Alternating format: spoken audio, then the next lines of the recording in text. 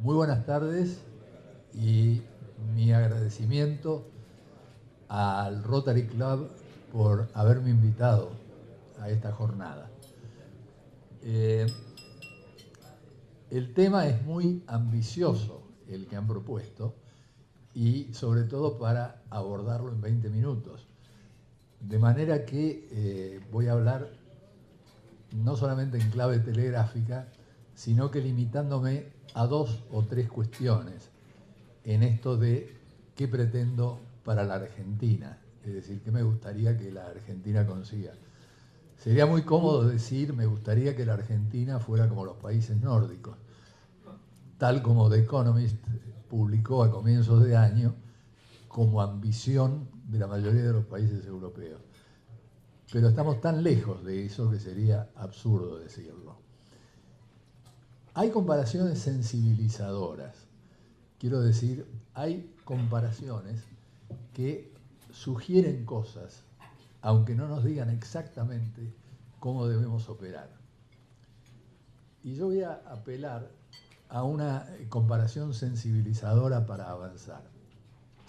Como ustedes saben, el Fondo Monetario registra más de 190 países. De esos más de 190 países, hay solo 40 que se consideran países desarrollados. El último que se incorporó a esa nómina fue Corea del Sur hace 20 años. Y ahora hay un país que está en los umbrales de incorporarse. Curiosamente es un país que tiene la misma población que nosotros, 40 millones de habitantes. Y es un país que fue destruido durante la Segunda Guerra Mundial. Ese país se llama Polonia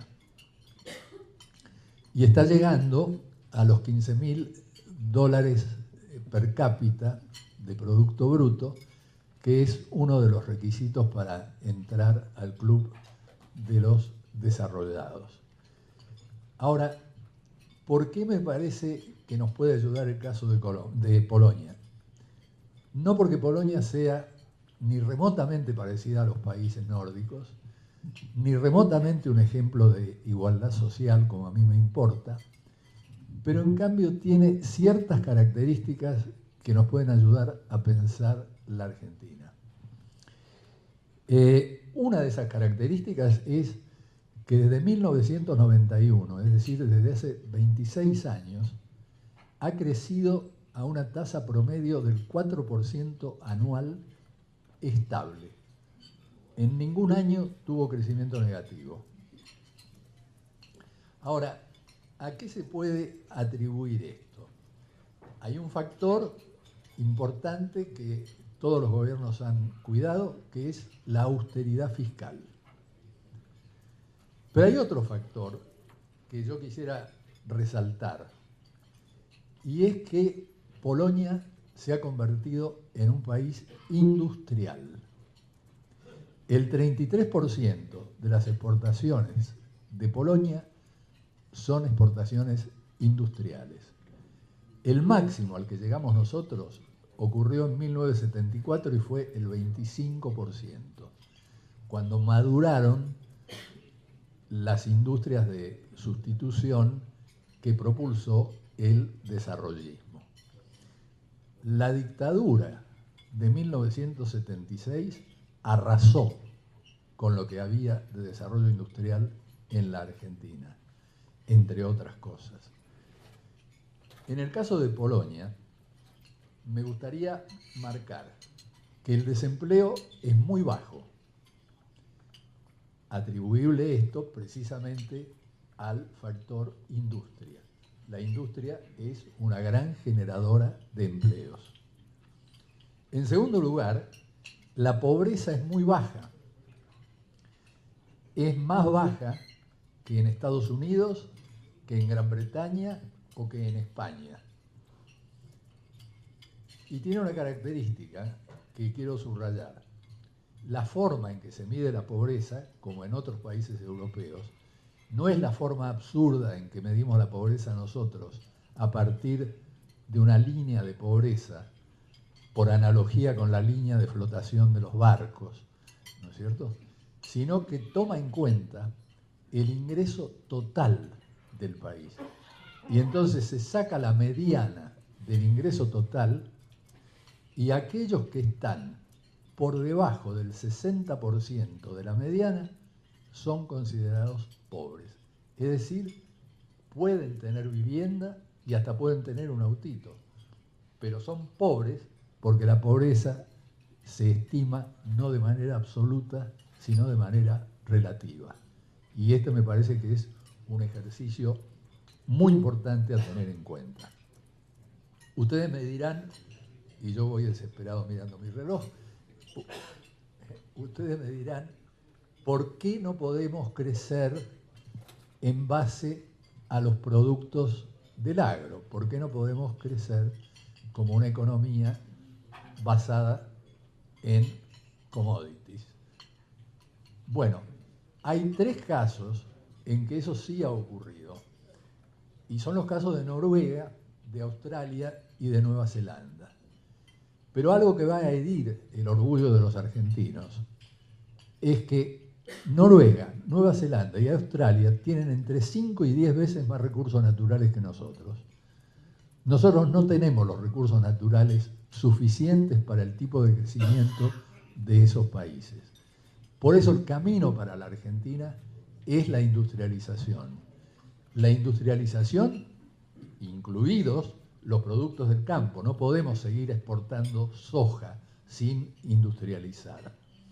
La industria no solamente aporta empleo, sino que la otra característica que tiene la industria es que contribuye poderosamente a la innovación.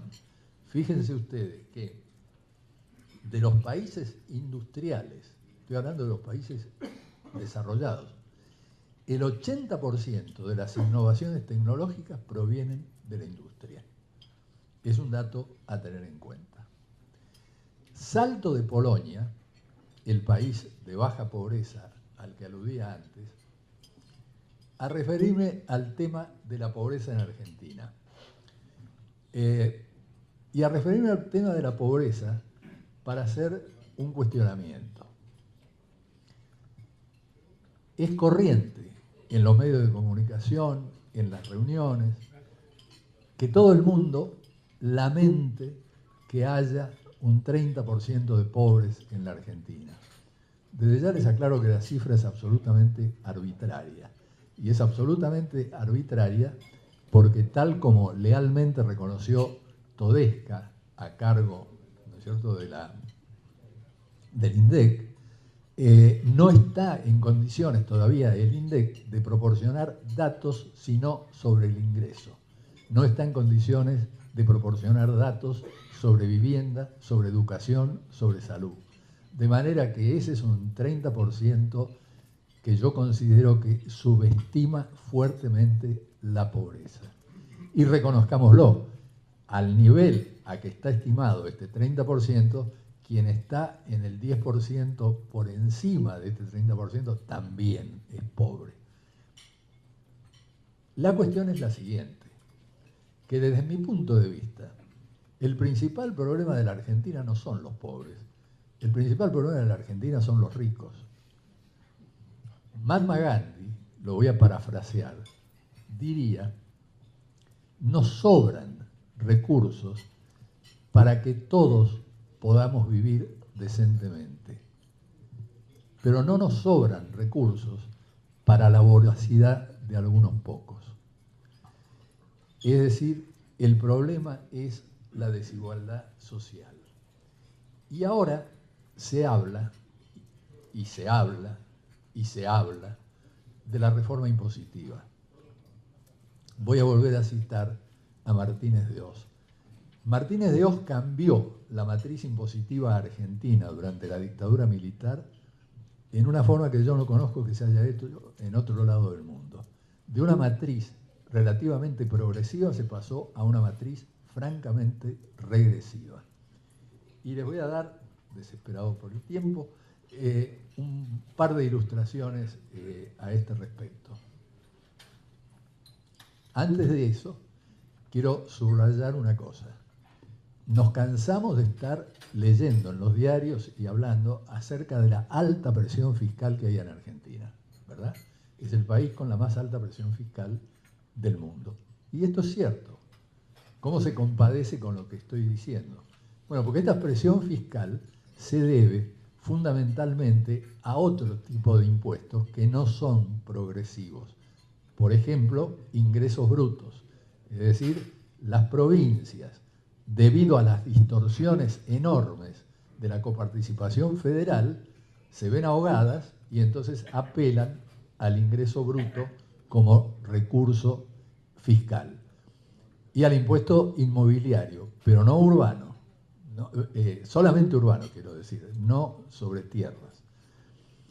Ahora, se habla de presión fiscal, pero no se dice una palabra acerca de la matriz impositiva, que es a lo que yo me quiero referir muy brevemente, a lo mejor para provocar alguna pregunta. Tenemos un impuesto a las ganancias, que es de un 35%, ¿no es cierto? Y parece muy elevado, pero encierra una distorsión crucial. El 70% de este impuesto se aplica a las empresas y el 30% a las personas físicas. Y ustedes dirán, bueno, esto parece progresista. Todo lo contrario. En todos los países desarrollados, la relación es inversa. 70% a las personas físicas y 30% a las empresas. Y la razón es muy clara. Las empresas formadoras de precios trasladan el impuesto o a sus compradores o al consumidor final. Es una barbaridad un impuesto que grava el doble a las empresas que a las personas físicas. Tanto es así que especialistas como Gómez Sabaini o como Cetrángolo consideran que en estas condiciones el impuesto en Argentina es regresivo, el impuesto a las ganancias, porque se transforma en un impuesto indirecto que va al consumidor, finalmente, a través del sistema de precios. Unido a esto, tenemos el honor de ser uno de los 5 países con mayor evasión fiscal en el mundo. La evasión fiscal argentina es de tal magnitud que yo les quiero dar solamente una referencia. Y antes de darles esta referencia, retrocedo un segundo en el tiempo para decirles que el impuesto a las ganancias en Argentina, con toda la distorsión que acabo de marcar, equivale al 6% del Producto Bruto Interno. En los países desarrollados va del 20 al 30% del Producto Bruto Interno. Ahora, lo que yo quería marcar con respecto a la evasión. La economía en negro es 1/3 del PBI. En países tan desacreditados como Grecia o Italia en estas materias, es alrededor de 1/5 del PBI. Nosotros 1/3, casi el doble que estos otros países. Durante los últimos 30 o 40 años, se estima que se evadieron, se fugaron del sistema impositivo legal 400.000 millones de dólares. Para que ustedes tengan un punto de referencia, para que tengan una idea acerca de esto, recordarán ustedes que en 1947, Estados Unidos, que es uno de los 4 países, junto con Suecia, Suiza y Argentina, que salieron ganando de la Segunda Guerra Mundial, Estados Unidos creó el Plan Marshall para que sirviera a la reconstrucción de 18 países europeos diezmados por la guerra. ¿En qué consistió el Plan Marshall?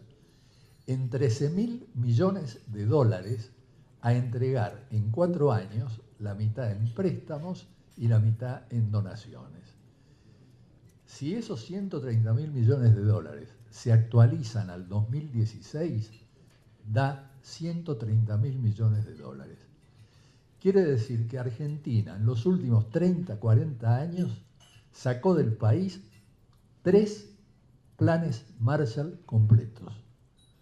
Hay que ser un país muy fuerte para estar todavía de pie. El blanqueo de capitales que se acaba de terminar ha supuesto el regreso a la Argentina, y no el regreso a la Argentina porque muchos mantienen sus cuentas en el exterior, de menos de un plan Marshall. Les quiero dar un dato más para no abrumarlos con datos, pero me parece que es muy fácil de asumir. La Bolsa de Comercio de Córdoba acaba de estimar que para que la Argentina tenga una tasa de inversión sobre el producto del 20%, que es muy bajo, que es el comienzo de la decencia, porque estamos mucho más bajos que esto, se requiere que en los próximos 8 años haya un ingreso impositivo anual de 30.000 millones de dólares. A la vez que aparecía este dato de la Bolsa de Comercio de Córdoba, aparecían los datos del Tax Justice Network, la entidad más prestigiosa que mide evasiones fiscales en el mundo. Y en el año 2016 se fugaron de la Argentina 21.400 millones de dólares. Quiere decir 3/4 partes de lo que se requiere, según la Bolsa de Comercio de Córdoba, para que lleguemos a esa tasa de inversión del 20%. Muy bien.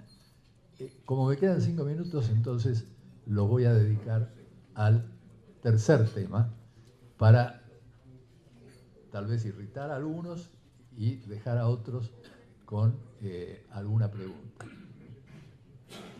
El tercer tema es un tema que es conocido por todos nosotros, del que se habla todos los días, que es el infausto tema de la justicia argentina. Yo diría más generalmente de la falta de república en Argentina desde hace muchos años.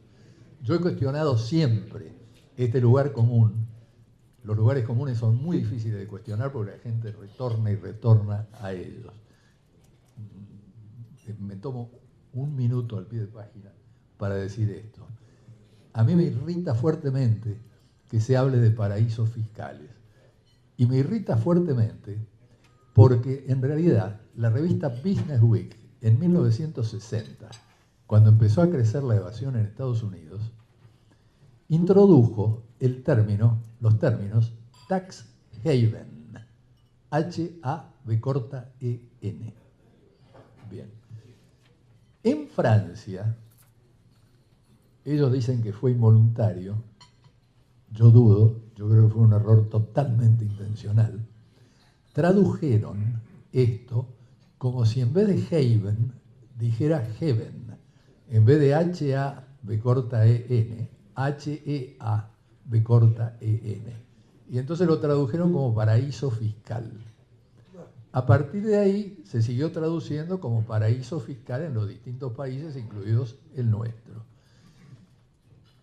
¿Qué es lo otro de un paraíso? El infierno. Tax haven quiere decir guarida fiscal, guarida de piratas.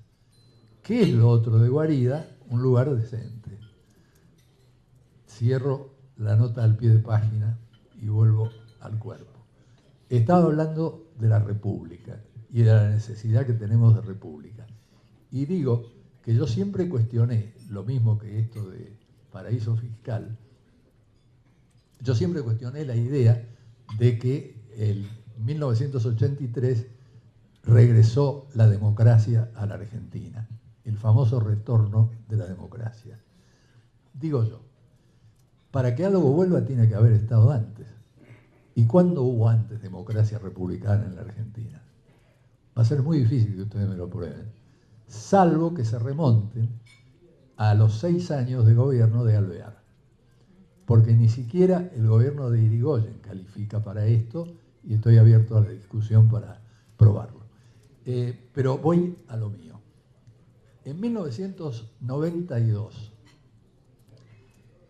el fiscal Antonio Di Pietro, en Milán, dio comienzo a las investigaciones que se llamaron el Mani Pulite. De Milán se fue extendiendo el estudio de la red de corrupción a todo el país y afectaba directamente al Partido Socialista Italiano, que estaba en el gobierno desde hacía 10 años, y a la democracia cristiana. Al frente del presidente del Consejo de Ministros estaba Bettino Craxi. Bettino Craxi tenía mandato hasta 1994. El Mani Pulite, insisto, comienza en 1992. En 1994 dictan el desafuero y la orden de prisión para Bettino Craxi, que no estaba ya en Italia, porque él se había dado cuenta de cómo venía la mano y en 1993 se escapó a Túnez, donde falleció varios años después. Pero fíjense los tiempos, 1992-1994.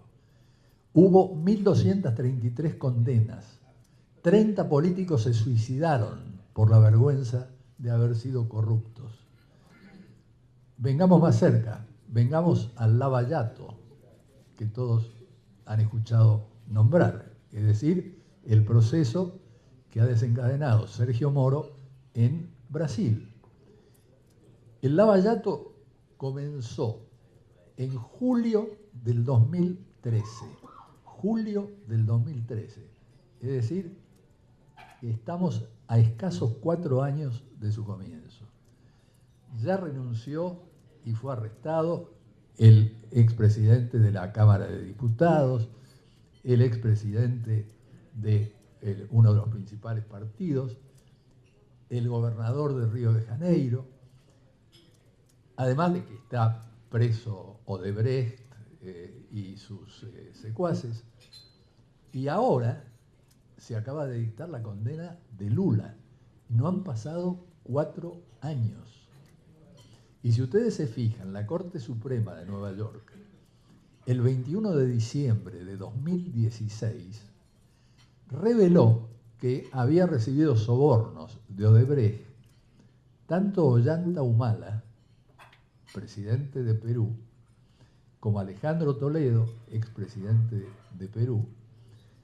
Bueno, Humala ya está preso junto con su esposa y Alejandro Toledo está prófugo. Yo quiero decir con esto que el sistema judicial argentino no solamente está dominado políticamente, no solamente no es algo que pueda ser un indicador de que en la república, de que en el país hay república, sino que por otra parte, las demoras a que da lugar un código de procedimientos totalmente arcaico, jueces en buena parte de los casos elegidos a dedo. Yo les voy a poner una sola ilustración de las cosas que pasan desapercibidos para el común de los argentinos. Durante los 10 años, 12 años de los gobiernos anteriores a este actual, se mantuvo un artículo de la Constitución, se mantuvo la aplicación de un artículo de la Constitución, que es el artículo 76, y apuesto a que muchos de ustedes, salvo seguramente los abogados constitucionalistas, se dieron cuenta de eso. El artículo 76 de la Constitución establece que en casos excepcionales y por periodos muy limitados de tiempo, el Poder Ejecutivo puede arrogarse ciertas facultades legislativas. Fue aplicado en plena crisis del 2001. A partir de ese momento, se lo fue renovando año tras año. Se habla de la década gloriosa. Los kirchneristas dicen que tuvimos años de prosperidad espléndida, a pesar de lo cual todos los años se renovaba, ¿no es cierto?, las facultades extraordinarias del artículo 76, para periodos acotados de tiempo y en situaciones de crisis. Bueno, esta es una burla a la República y a la buena fe de los ciudadanos que resulta francamente intolerable. Y esto es lo que nosotros debemos esforzarnos por cambiar. Por un lado, me contento con decir que pretendo para la Argentina una industrialización como la de Polonia.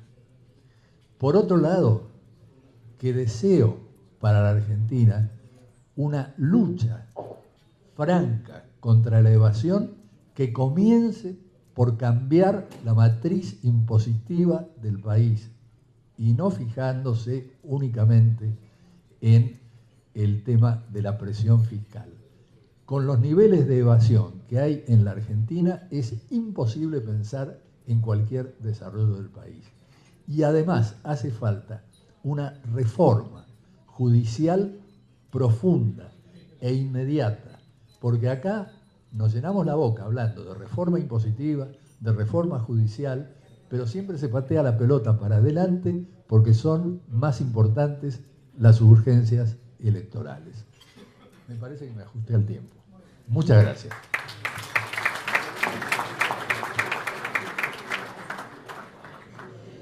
Doctor Nun, muchísimas gracias. Hay muchísimas preguntas, pero quiero conectar con lo que usted acaba de señalar, el tema de la justicia. Y acá hay dos preguntas vinculadas a cuál es su opinión sobre la situación procesal de Cristina Fernández de Kirchner y también una opinión sobre el caso Debido, porque en este momento les cuento que hay un gran debate en la Cámara de Diputados. Debido acaba de mandar una carta diciendo que es víctima de una persecución organizada y bueno, son dos casos vinculados a la justicia, a la corrupción y a la lentitud que hay para determinar soluciones finales. El otro día me hicieron una entrevista para un medio público y me preguntaron exactamente lo mismo sobre Cristina Fernández de Kirchner. Y lo que yo respondí es que la candidatura de Cristina Fernández de Kirchner es ante todo un símbolo del fracaso de la justicia argentina.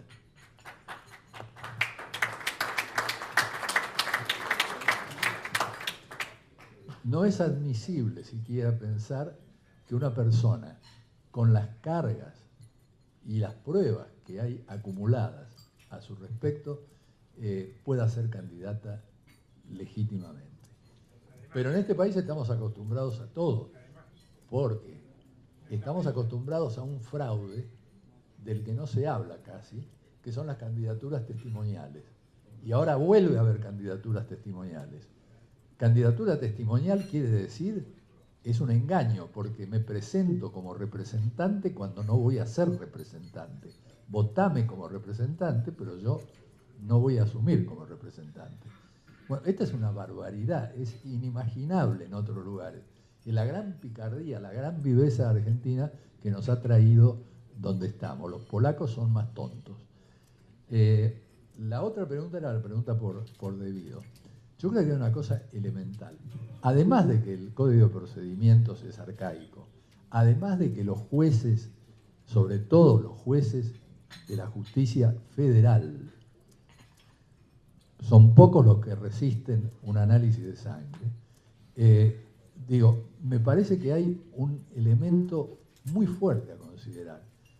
A una persona de bien que se la cuestiona por corrupta, ¿qué se le puede ocurrir más que renunciar inmediatamente a cualquier fuero que tenga para ponerse a disposición de la justicia para demostrar que es inocente? Hay una confesión implícita en todos estos denodados esfuerzos por demorar a la justicia, por poner piedras en el camino, por apelar a todos los recursos imaginables, y en el caso de Debido es ostensible. Ya solo el hecho de que el señor Debido se niegue a presentarse ante la justicia como corresponde, se niegue a renunciar a sus fueros, como hizo en su momento Angelós. Angelós renunció a sus fueros y después, cuando fue absuelto, lo recuperó. Bueno, a mí me parece abominable y ojalá tenga suerte este intento que se está haciendo de expulsarlo de la Cámara de Diputados. Bueno, tengo una mezcla de preguntas que van desde la parte de impuestos a la corrupción. Voy a tratar de ir uniéndolas. Usted, es complicado. Bueno, una de las preguntas es, usted ha señalado y ha dado datos importantes sobre lo que es la presión tributaria en la Argentina. Y me preguntan, dice, lo que sucede que en esos países, en otros países donde hay una alta presión impositiva, el ciudadano tiene asegurado salud, seguridad y educación. En la Argentina hay impuestos altos, evasión, y el Estado está ausente de estas responsabilidades. Todo lo que tengo para decir es que estoy de acuerdo, que es precisamente lo que sucede. Los niveles de evasión, fíjense, en Brasil se calcula que el nivel de evasión equivale a un 14% más o menos del PBI. En Argentina supera el 20%, ¿no es cierto? Imagínense ustedes lo que es que se despoje a un país como el nuestro del 20% de su PBI. Es evidente que no va a haber para todos, ¿no? Salvo para los lamentos de la izquierda, del centro y de la derecha acerca de los pobres. Por eso yo insistía en que no hablemos de los pobres, hablemos de la desigualdad social. El tema es una mayor igualdad social, no solamente el tema de la pobreza. Doctor, usted fue secretario de Cultura de Néstor Kirchner y una parte también del gobierno de Cristina. La pregunta es, ¿cuál es primero, ¿por qué renunció? ¿Por qué se fue?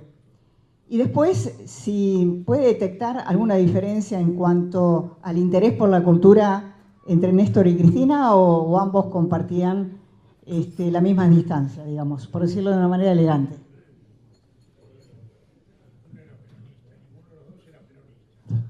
Bueno, por ahí oigo que ninguno de los dos era peronista, eso es claro. Lo que le voy a contar una breve anécdota personal. Torcuato Di Tella, que era muy amigo mío, había sido nombrado secretario de Cultura por Néstor Kirchner. Era la fase transversalista del gobierno de Néstor Kirchner. Y Torcuato, que no se cuidaba cuando hablaba, dijo ante una pregunta de un periodista, mire, llamemos a las cosas por su nombre. Ni al presidente ni a mí nos interesa la cultura. Bueno, el presidente le tuvo que pedir la renuncia. A mí me habían ofrecido por lo menos 4 veces cargos que había rechazado. Recibo un llamado telefónico de Néstor Kirchner para ver si podía estar a la tarde en su despacho. Esto era 2 días después, o 1 día y medio después, de lo de Torcuato. Entonces le dije que sí, llegué y me esperaba él y Alberto Fernández. Y entonces Néstor se paró, tan alto como era, y me dijo, yo formo parte de un movimiento que siempre ha sido considerado autoritario. 4 veces te ofrecí cargos y las 4 veces los rechazaste. Ahora te ordeno que aceptes. Entonces le dije, bueno, acepto. Haciéndome el tonto, porque era obvio que lo que me estaba ofreciendo, ¿no? Me dice, bueno, entonces sos el nuevo secretario de Cultura de la Nación con rango de ministro. Bueno, le dije, ahora te acepté, pero te voy a poner mis condiciones. Dale. Entonces nos sentamos, lo tengo por suerte a Alberto Fernández de testigo todavía. ¿Cómo? Bueno, no sé qué posición va a tomar, pero por el lugar donde está hoy en día a lo mejor sirva. Pero les doy mi palabra que es tal como les voy a contar, porque además los hechos lo demostraron. Me dijo, bueno, tu primera condición. Le digo, la primera condición es que el presupuesto de cultura es absolutamente absurdo. Se necesita aumentarlo rápidamente. Entonces él lo mira, era muy pillo, a Alberto Fernández y le dice, ¿cómo lo vamos a llamar a Pepe si no le vamos a dar plata? Entonces le dije, no, Néstor, mírame a mí y asumí el compromiso conmigo. Por supuesto que vas a tener fondos.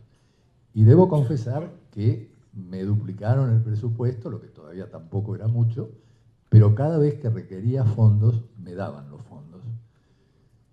Segunda condición.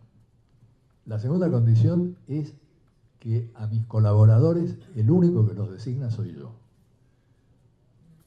Y entonces lo mira Alberto Fernández y le dice, ¿y de qué otra manera podría ser?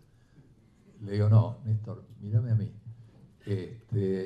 Por supuesto, a tus colaboradores los nombrás vos. Bueno, yo les doy mi palabra, que durante el gobierno de Néstor Kirchner nunca me quisieron meter a nadie en la Secretaría. Y todos los nombramientos que yo mandaba salían automáticamente. Probablemente porque tenía razón Torcuato.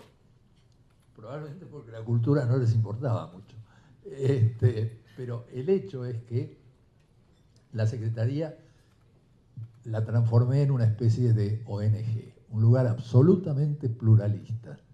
Creo que acá hay algunas personas que pueden dar amplio testimonio de esto. Donde me dediqué a combatir la corrupción. La corrupción en un lugar como cultura es muy fácil porque ¿cuál es el honorario de Lito Nevia o de Charly García? ¿No es cierto? Es totalmente arbitrario y es ahí donde se aprovecha para meter la mano.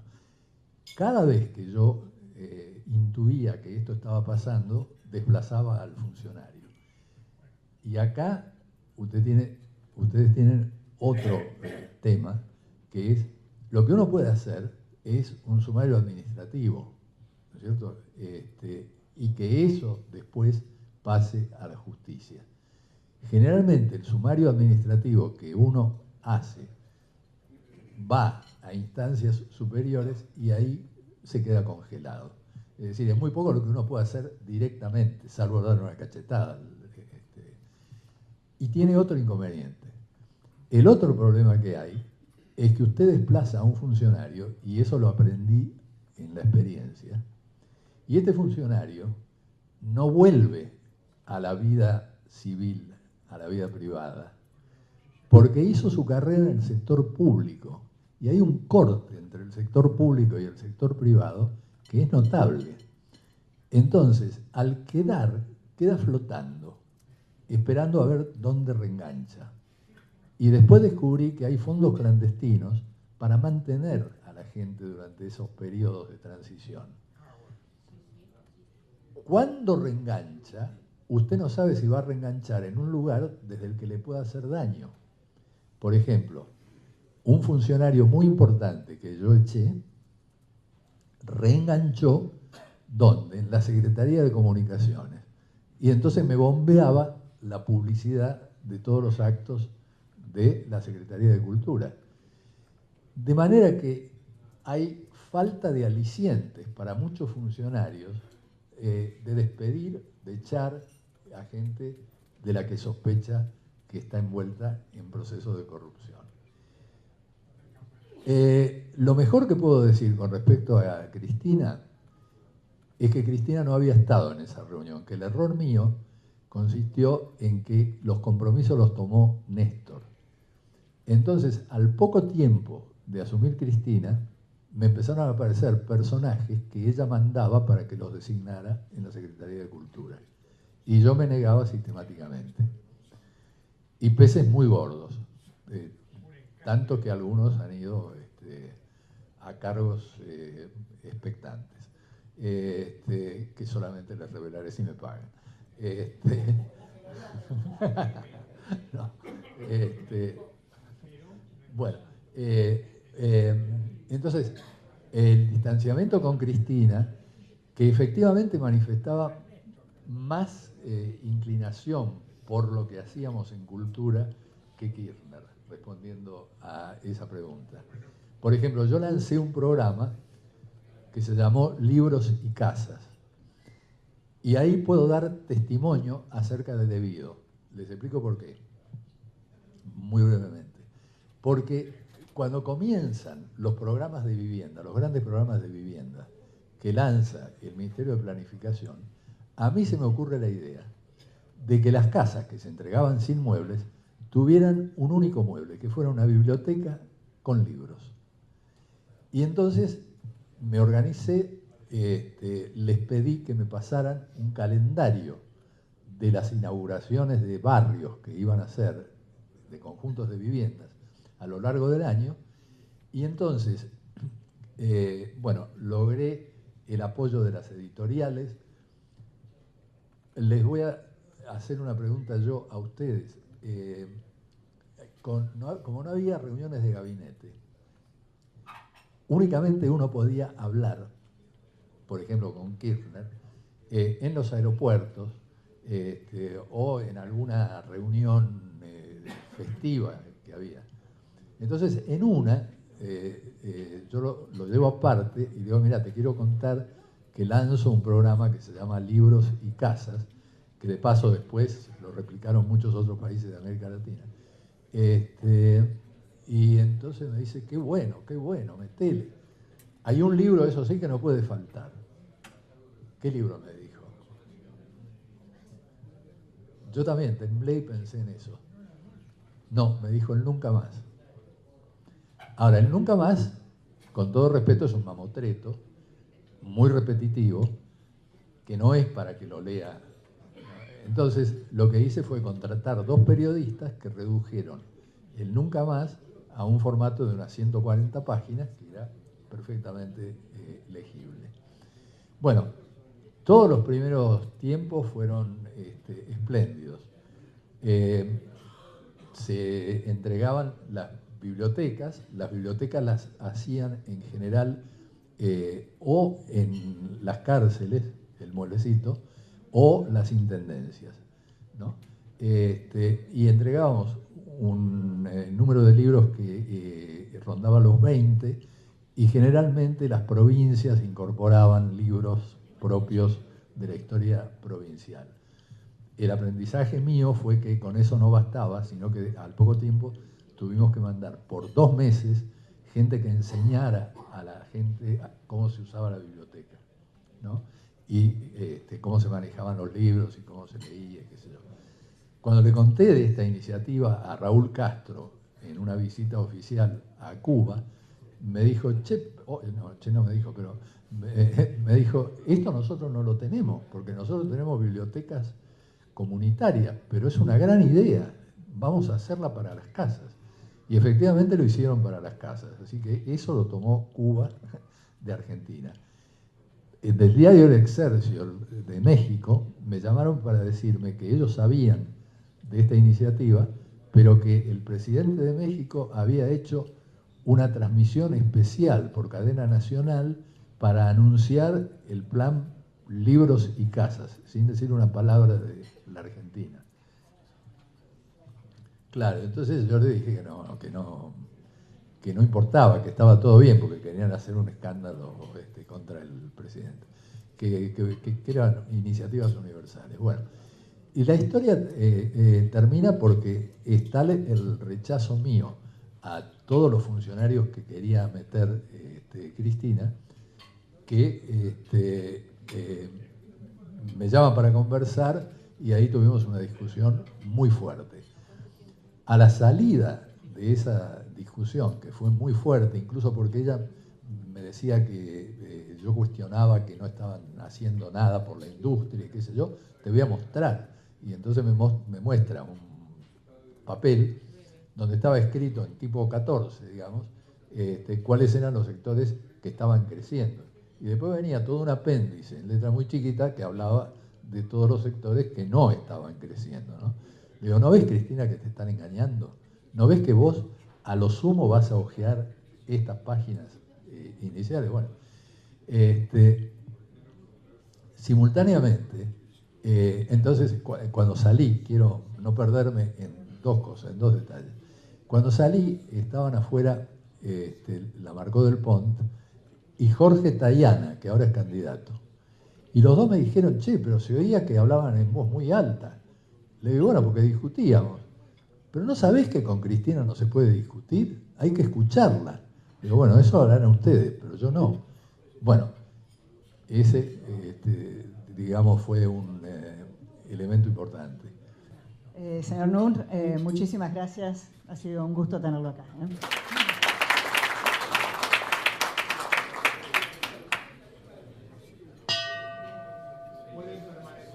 Sí, yo le dije que me había olvidado de algo y era porque me enredé con la anécdota y me olvidé de decir lo que quería decir. A los meses, al año más o menos de un año probablemente, del plan Libros y Casas, ¿me hace cosas? Empiezo a recibir llamados del Ministerio de Planificación de que se había suspendido la inauguración de las viviendas en el lugar tal, después en el lugar cual. Bueno, en definitiva, que el programa de viviendas quedó abortado en gran medida. Y yo lo pagué con que me quedé con más de 1 millón de libros y bibliotecas porque no teníamos dónde llevarlos. Entonces la donamos a villas, a cárceles y demás. Pero digo, doy testimonio directo de lo que fue la gestión de Debido en el Ministerio de Planificación. Eso quería decir. Muchas gracias.